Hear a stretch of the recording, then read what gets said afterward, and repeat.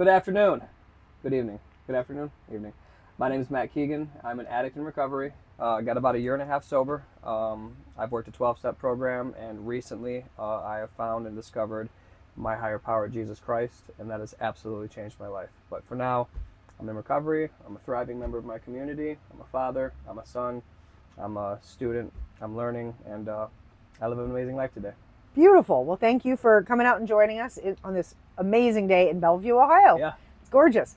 If you could start off by sharing a bit about your childhood. What was life growing up like? Chaotic. Instant chaos. My very first memory is of domestic violence, and I had that word on my tongue as a kid, domestic violence. I knew what that word was when I was 7 or 8. My dad kind of being hauling away from a dispute with him and my mom. They would get very physical with each other. My mom was like your sort of like true alcoholic.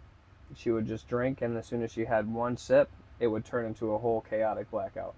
So we did a lot of bouncing around, right here in this town. We'd live over there, we'd live over there. I'd go live back with my dad, I'd come back live with my mom. So I'd never stayed at the same school for longer than a year. Never got to really truly get comfortable, and because of that, I had the worst anxiety ever. I dealt with that a lot, and I developed coping mechanisms early on, and one of those was music. I was heavy into death metal coming up, like Slipknot, Carnifex, just the rah, rah, rah, kill, kill, kill. Yeah. Loved it. And I became a drummer. I got into drumming. And somehow I was able to play that music really, really well on the drums. Just picked it up, self-taught. Picked up guitar, self-taught. Nobody in my family does any sort of music instruments. And I was really, really into that. Really into that violent lifestyle. And somehow I started experimenting with drugs a little bit. And I remember I took, I was just doing like the regular things. I drank for the first time. Oh, the first time I drank. That feeling, remember the feeling I called anxiety? Went away. Amazing how that happens. Never heard that one before, have you? Right. Suddenly I can just be comfortable in my own skin for the first time ever. So my thing was alcohol. Great, this is what. And I'm like, well, what else is there? I was like, this is what I've been missing? Great, what else is going on? They're like, well, try some marijuana, and then after that it was Robitussin, drinking loads of that, and we got into hallucinogens, taking mushrooms, taking acid, and I took a bunch of acid, and then I also drank a bunch of Robitussin, which is a very intense trip in itself, and I got locked into this trip that I've never came out of. So that's when I started having my first panic attacks. Never had one before in my life until that bad trip. And then all of a sudden, now I'm smoking weed, panic attack. Now if I try and do a little bit of this drug and it makes me feel weird, panic attack. And I was having these horrific attacks, and my mom said, oh, we got to take you to the doctor because we got to get you back to school. So the doctor in 2006, they were wild back then. I'm sure you're around. I don't know if you caught that opioid epidemic, but he's like, oh, you're having this anxiety? Oh, I have an anxiety medication. Here's 2 milligrams of Xanax a day. Enjoy yourself.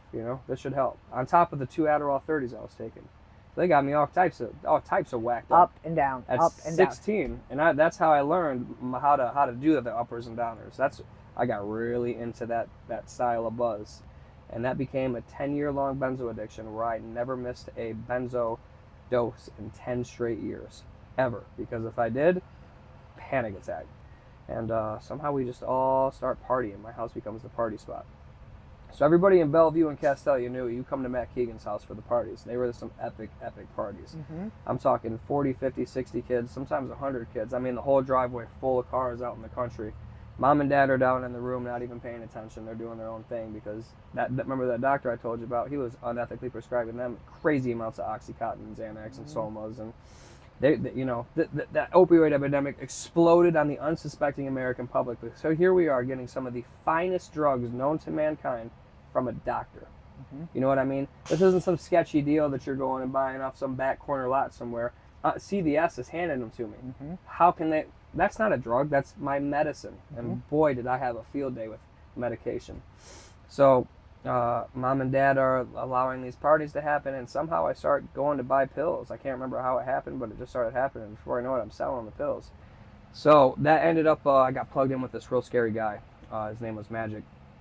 And I believe he was a Fed. I believe he worked with the Feds because he had gotten caught with such weight of drugs so many times. Scales, baggies, folded Molly.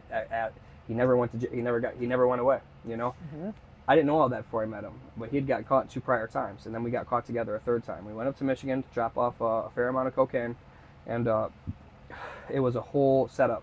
So, go to prison, get caught with this stuff, looking at 2 to 20 years. I'd never been in trouble before, so I have a very clean record. So did he. So did Magic somehow, you know. And they basically offer us you can do 2 to 20, and we'll give it to you right now, and you can do boot camp.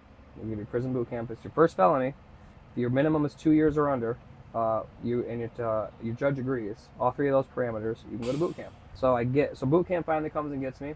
That's a whole crazy experience. I'd never worked out a day in my life. They had me working out. I excelled at it. I hadn't run since I was in high school. I used to do track. All of a sudden, I'm running really good again. I'm going to the top of I'm like doing push-up contests with the boys. You know, I'm feeling good. I've never done that before. And they have you do other stuff in the community, and I participated and helped in the Flint, Michigan water crisis. We spent a whole day passing out waters to people in Flint. It was a really rewarding experience. So I get out, and I'm like, all right, I'm done messing with that world. And right as I got out, too, right when I went away was around like 2015. When I got home, it's closer to 2017. That's when fentanyl truly made its appearance. When I went away, fentanyl was just kind of being heard of. When I came back, it was everywhere. Yes. You could no longer get heroin. You could no longer get pills. People were like lacing it with the pills now. Now all the pills are pressed. Cocaine has it, fentanyl. Oh, yeah, absolutely. Meth has it in it. Yeah, it's insane. Yeah. Why? I'm grateful, though, because it really keeps me out, because I never vibrated with fentanyl. I never got into fentanyl. I did it a couple times. Scariest experience in my life, because it's just so heavy. You do heroin or pills, it's like a friendly thing. I can go out and work out on a truck. Do fentanyl, I'm literally like, am I dying? Like, oh my God, like somebody grab Narcan, have 911 dialed up. Like, this is, too much. Yeah. Too much. Those were my experiences with it. So this time I'm like, all right, I'm gonna do it right this time. I'm gonna see a doctor. You know, so I go to a doctor with my fancy work insurance I had at Whirlpool, and I just happened to get the most corrupt doctor that you could find. And this is after everything's all crazy, right? He's like the last of the Mohicans still prescribing stuff. So before I know it, I'm back on 2 Adderalls a day. I'm taking 4 Neurontin 600s a day. I'm taking sleeping pills. I'm taking Vicodin for my back. And then I go out and find something called Kratom. I don't know if you know what that is. Kratom became a very big part of my story, because Kratom, to me, I found a miracle drug. I did not know there was withdrawals associated with Kratom. For me, because like when I would take it, it was like that old perk feeling I'd get again, but not too much, just enough, and I could go do stuff, and I could go to work because my back hurt. I gotta take my tea, you know. So now I'm on all these substances again, but in my mind, I'm sober because I'm not doing meth, I'm not doing heroin, I'm not selling drugs. I got a house here in town with my girlfriend, and my daughter had moved in with us. So these are just my prescriptions. I'm getting up, I'm taking her to school in the morning. You know, I'm being responsible, holding down a very good salary job, driving forklift, and I'm just so disconnected. I'm so empty and numb. You know what I mean? Because I thought I fell for this counterfeit that, well, they're my medications, they're my prescriptions. I'm not taking drugs. I'm going to CVS and I'm getting bags like I'm a cancer patient. I got 2 big bags. Fighting with the prior authorizations, fighting. Oh, he said this is supposed to be on the 31st. Well, the doctor said the 1st. And I'm just going, you know, like, this is 27 years old. Wow. Going through this, you know. Could you imagine? Thinking that I need all these things to exist. And I end up going down a dark path. I end up cheating on my fiance, blowing up my household. My daughter's mother was only there so much. She was there for the first 4 years of my daughter's life. Monica, the one who was with me, was like the only mother figure to her, right? And let's circle back when I said the thing with my dad. So I went and cheated on Monica with the daughter's mother.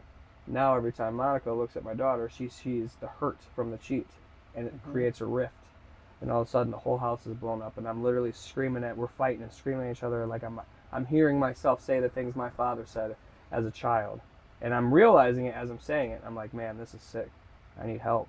I'm literally playing out generational trauma right now. So there's a guy on the internet, and his name was Richie Weber, and he helped people get into rehab. And I seen what he did. I always felt that I could do something like that, but I never tried it. So I have insurance. He sends me to Florida. I write a piece of paper out, and it says, one day I'm going to be a social media influencer like that, and I'm going to share my struggle with the world, and I'm going to help people. I said, I don't know how, but if I do, it'd be cool, or something like that. And I still have the paper at home that I wrote, and I did this back in 2018. So I get on the plane, I go to Florida, and this time I'm like, all right, I'm so beaten and abused, I want to try a 12-step program. I've never done a 12-step. I've seen them. I went to their meetings. They hug each other. They say they love each other. It feels like a cult. They're weird. It makes me uncomfortable. My biggest thing is they're always so happy. It's fake. has to be fake. All those fake happy 12-steppers, man, you guys are crazy. I go down to the rehab, and there's a guy in there, and he comes in and does a class. He says, I want you guys to go out, because they take us out to meetings. He says, I want you to go out and find somebody who has something that you want, and then I want you to ask that person to be your sponsor. So I go out, and I listen for people. I hear how they talk. I watch them, and I see one guy. He sits really still in his chair like this. He's not bouncing all over the place. He's chilling out. Got a big book in his hands, and he's reading from it, and he knows of what he's saying. And I'm like, man, I want to know that guy. And he's like, all right, we're going to get into it. And he starts taking me through it, and I start walking through the steps of this program, and some real change happens, and I see parts of myself that I never knew existed, and I realized for the first time I wanted this. So for some reason, I start to develop this platform, posting on social media, sobriety stuff, and I start writing music, hip-hop songs. And I'm posting them of just me in this old busted-down van that I used to drive, a 98 Town and Country, and they did pretty well. And yeah, so that was like my Florida experience. And 2020 happens. I convinced myself that I don't need this anymore. I went through the steps. I completed the 12 steps. I'm cured. I go back to rehab again. I'm all strung out on kratom, all strung out on ketamine, doing all this crazy stuff. Almost overdosed a couple times. Got some fake pills. Almost died. Go back through, and I'm like, this time I'm going to find the hardest, most old school dickhead you could find who does the 12 steps, and I'm going to have him smack me upside the head with a book. So I found him. He taught me to be a better father to my daughter, taught me how to engage in conversation with her, how to say things to her, how to be temperamental with her. He taught me how to be a member of my community, how to forgive my parents, how to be a better son, how to have a relationship with God. We would watch all these crazy long videos, pastor videos, in 2-3 hours, and we have another hour or two conversation afterwards, because I was hungry for this stuff. I really wanted to get this because I was just so tired. When I get to that space of when I go back into using, and I remember how good it felt like to be in what they call the sunlight of the spirit, it's night and day difference. Yes. I always tell myself, this voice in my head says, oh, if you could just do all the drugs you want, you'd be so happy. And it's a bottomless pit. It's a bottomless pit I'm trying to fill. It's a Holy Spirit-sized bottomless pit that I'm trying to fill. It's when I'm locked into the program and I'm doing all these things that I'm closest. So then I start working on a TikTok, and then TikTok blows up. It starts doing really well, 20, 30, 40, 50, 60, 70,000 followers. And I work my way into a position to where I can get into a place where I can help people get into rehab. And I'd been working for that for I'd just been doing it just because. And I'm talking driving 4 hours to go pick somebody up to take them in just because. You know what I mean? I started doing that in 2020 after I had come out of rehab. I would just first start by messaging people that were in addiction, and then it grew, you know what I mean, to helping somebody get here, helping somebody find sober living, helping a pregnant woman find a detox, 8-month pregnant woman detox from drugs, you know what I'm saying? That was a tricky one. That took a lot of phone calls, but actually we figured it out. Cleveland Clinic, by the way. So that kind of became my life. You know what I'm saying? And I just started building this and working on it, and it really started to blossom. And on the other side, I'm building the platform. I'm making the music's doing well. I get plugged into this producer. His name's Sabian Myers, and I'm making videos. I'm working my steps. I now implement them in my life. I'm working on a relationship with my higher power, Jesus Christ. I'm growing with my daughter. She's recognizing me as her father. I missed 5 years of her life. Now we're back. We're building a relationship, 6, 7, 8, 9, 10. I'm really becoming stable. I'm becoming consistent, And I get this wild idea that I don't need the steps anymore after 2 years. I'm going to move to Columbus. I'm going to perform my music at open mics, and I'm going to get really famous. I'm going to catch my big break with 100,000 TikTok followers. So I go to Columbus. I don't make one open mic. Start working at Texas Roadhouse. Still helping people get into treatment, however. And I end up relapsing. Start working on kratom again. So now I'm doing 60-hour weeks at Texas Roadhouse, making all this money. I don't even know where it's going. Probably spending $100 a day on kratom just to function. Still doing everything. Total functioning addict. You would not know I was on anything. Picking up my daughter. I'm not nodding out. It doesn't make it, you know what I mean? I'm not getting effed up. I don't go out and drink. I don't like alcohol. Just taking kratom. It is just as effective as opiates at making you miserable. It's the payoff is so crappy. Like if here's the scale, here's how well it gets you high. Here's how well it makes you miserable. You know what I'm saying? You get a tiny little maybe 20 minutes at best. You feel good, and then you're miserable all over again, ready to kill yourself. And that's where I was at. But now I've relapsed with the platform. And I'm helping people get into treatment. Who is this guy? You know what I mean? How am I going to tell people this? I stayed like that for 6 months until I called my sponsor that I met in Florida. And I said, I need help coming out with this or I'm going to kill myself. He said, all right, here's what you got to do. tell everybody, post it on your socials. I want you to go to a treatment center for 90 days, sit down, shut up, find sponsors, get back in it, and do what you know works. I did exactly that. Stayed 90 days at a place called Midwest. It was in the hood. It was a rough bush where the housing was. Yeah. There were drugs everywhere. But I kept my nose to the dirt, stayed around the guys that were doing the right thing, went to meetings, took guys to meetings, found religion, got back into like religious circles a little bit, nothing crazy. I was showing them things that worked for me, and all of a sudden I got 5 sponsees. Got one blowing me up right now, ready for me to come pick them up, Yeah. And it's amazing because I really got to know that book, and then so it continues to grow even more. And then before I know it, I'm doing this thing full time with helping people in the treatment. Now I can place anybody anywhere across the country, regardless what insurance you have.